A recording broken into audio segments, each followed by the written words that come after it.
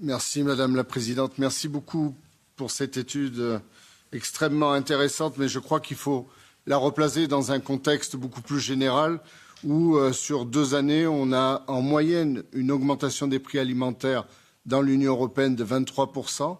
Ça atteint plus de 50% dans un certain nombre de pays. Il est difficile d'imaginer, quand le premier facteur de sélection d'un produit alimentaire est le prix, que ça ne puisse pas avoir d'influence sur l'acte d'achat.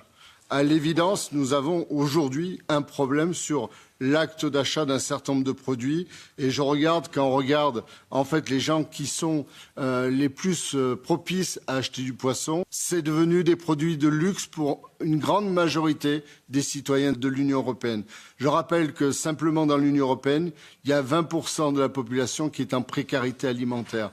Aujourd'hui, ce sont des produits qui ne sont plus accessibles.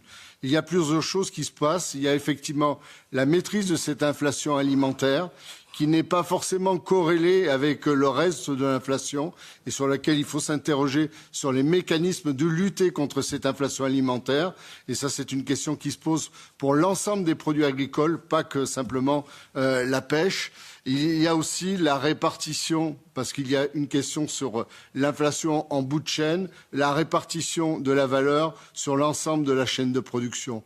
Et là, je pense que, tel qu'il a été fait, je ne sais pas si c'est le cas d'ailleurs en matière de pêche, mais un observatoire des prix en matière agricole, il faudrait qu'on soit capable de détailler où va le prix et dans quelle poche va le prix, parce que j'ai quand même la sensation que ce n'est pas souvent le pêcheur.